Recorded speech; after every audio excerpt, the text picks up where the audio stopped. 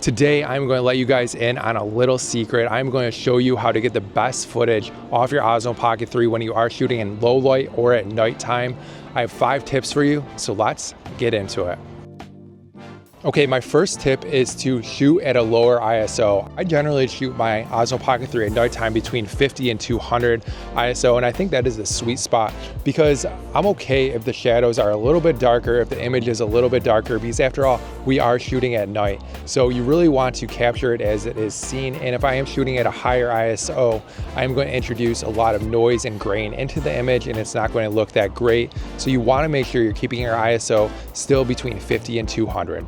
My second tip is to shoot in DLOG. I know you want to use the low light or the nighttime mode on the Osmo Pocket 3, but trust me, it's trash. Switch that to DLOG because if I'm shooting in DLOG, I can control the look of the footage once I get to post. And I do have a couple tutorials on how to color grade your footage once it is in post, especially low light, blue hour, and nighttime footage coming off the Osmo Pocket 3.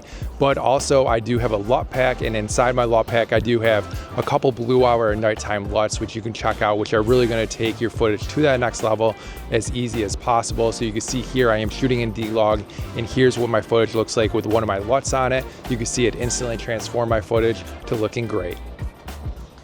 So my third tip is to use your surrounding lights to really help you light your subject or anything that you want to light in your scene, and also introduce these lights, especially at blue hour, because they're going to make your B-roll look absolutely amazing. But you can see here I have one light in front of me, and I also have one light to my back, which is actually giving me a nice rim light, and the light ahead of me is actually giving me a nice fill on my face. And I also have all these outdoor lights, which really is adding to the scene. I think it's really looking great. So you really want to take advantage of all the outside light surrounding you because you really use it to your benefit when capturing low light footage with your Osmo Pocket 3. It's going to introduce a lot of contrast to your shots, which really is going to make your footage look amazing. Now that does kind of lead me into my fourth tip, which is to use a manual setting when it comes to shooting on the Osmo Pocket 3 at nighttime, especially when it comes to white balance, because we are shooting at night and there is a lot of lights around me, and there are a lot of different color temperatures as well. So if I just leave my Osmo Pocket 3 on auto, it is going to choose the white balance, and it's going to be all over the place depending on what the scene looks like. So when I'm shooting at night, I like to set it generally at like 4800, and then I know I can tweak it a little bit in post because I am pulling a lot off of that sensor and already shooting in DLOG, which is going to give me a ton of detail. But I like to keep it at 4800 because I know it's 4800 across the board, and if I have to tweak a little bit when I'm color grading, that's okay. I'd rather do it to one clip and apply it to all the clips than do it to all the individual clips. So you want to remember to shoot your white balance at one specific white balance, and don't leave your camera in auto white balance.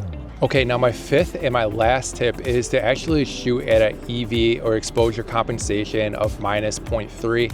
I do this because I don't want the Osmo Pocket 3 to try to raise all the shadows in my scene, right? So if I were to leave it at 0, it would actually try to raise those shadows, and it would introduce a little bit noise, because I know a lot of people are setting their EV at 1 or 1.5 because they really want to lift those shadows in their scene, but really that is going to hurt you.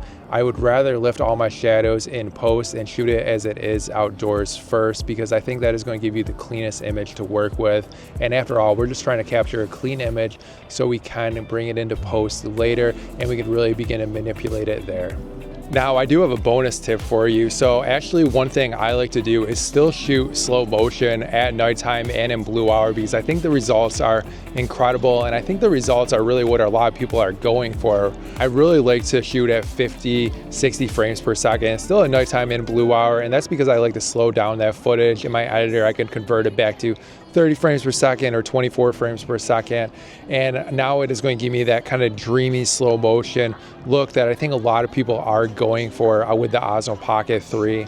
Right, so if I'm shooting at night, say I'm shooting a concert scene, or if I'm out there vlogging at a carnival and I want to showcase all the lights and everything around me, I really do want to give it kind of that dreamy look or effect. So I really do think shooting in slow motion can add a new element to the video that you are shooting with your Osmo Pocket 3 at nighttime.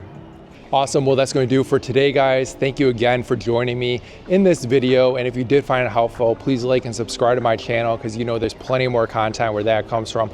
And if you have any questions about the Osmo Pocket 3 or shooting at nighttime, please let me know in the comment section below. You can also follow me over at Instagram and TikTok. I do share a lot of content over there. You check out those channels right here.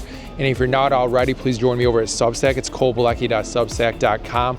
I'm posting a lot of photos and film content over there as well, so I'd love for you to join me over at Substack. And I'll see you guys in the next video. Peace.